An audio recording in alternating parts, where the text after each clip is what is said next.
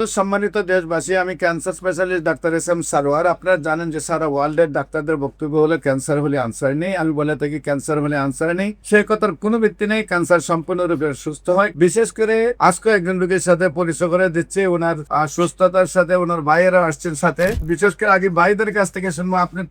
আপনার নাম কি? আমার নাম মোহাম্মদ মোহন সরকার। মোহন সরকার। আপনার কি হয়নি? আমার বড় ভাই। আপনার ছোট ভাই। আপনার নাম কি? আমার নাম কবির হোসেন। কবির হোসেন। আপনার নাম? জহুরুল ইসলাম। জহুরুল ইসলাম। কি অবস্থায় আপনি ছিলেন, কোথায় কোথায় চিকিৎসা করছেন এবং কিভাবে এই অবস্থায় আছেন আপনি একটু বলেন। আমার কিডনি মেতে টিউমার হয়েছিল, সিকেরি হসপিটালের মধ্যে অপারেশন হয়েছি। অপারেশনের পরে দিয়ে আমার দিয়ে করাইলো কি ক্যান্সার। হ্যাঁ, আমি আনোয়ার মডেল হসপিটালের মধ্যে গেলাম, থেরাপি দেওয়া লাগবে। আমি থেরাপি ইচ্ছাগতভাবে দিয়ে যাই। আপনার ইউটিউবের সাথে যোগাযোগ করে আপনার যে জায়গায় আসলাম, আমি ওষুধ খাওয়ার পরে দিয়ে আল্লাহ রহমত এখন রিপোর্ট করছি, মানে রিপোর্ট পার হয়েছি ইনশাল্লাহ। রিপোর্টগুলো আমরা আপনাদের সামনে তুলে ধরছি।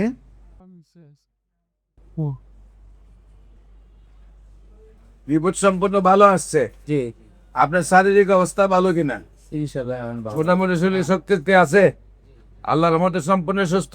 আমাদের পাশে ব্রাহ্মণবাড়িয়া হাসপাতালের একজন সম্মানিত মালিক সাহেব, ওনারও কিছু ক্যান্সার রোগীর গল্প আছে, আমরা একটু সাথে শুনি।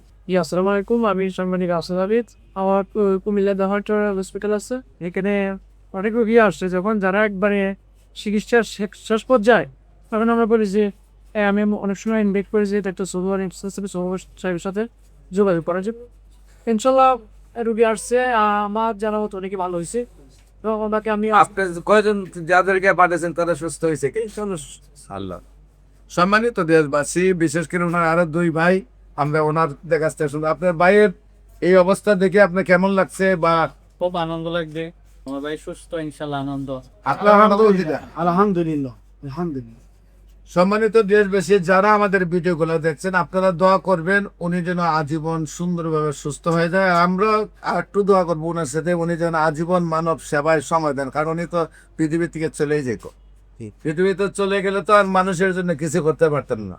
এখন যেহেতু আপনারা ভাই, আল্লাহর রহমতে একটা আমার মনে হয় যে সুন্দর একটা শক্তিতে আসে। আজকে কিন্তু ভাইয়ের পিছিয়ে ভাই যায় না।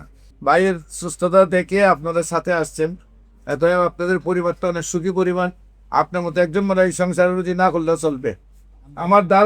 আমার বিশ্বাস আর কি, আপনি যেমন বাকি জীবনটা মানবের সেবা করবেন, আর দেশবাসীর প্রতি আবেদন রইল আপনারা দোয়া করবেন উনি যেন আজীবন অন্তত ক্যান্সারে আর আক্রান্ত না হন। মৃত্যু হলে যেন অন্য কোনো কারণে মৃত্যু হয়, সেই দোয়াটুকু আপনারা করবেন। যে কোনো প্রয়োজনে স্ক্রিনে দেওয়া নম্বরে যোগাযোগ করার জন্য আহ্বান জানাচ্ছি এবং আমাদের অফিস ভিজিট করার জন্য আমন্ত্রণ জানাচ্ছি।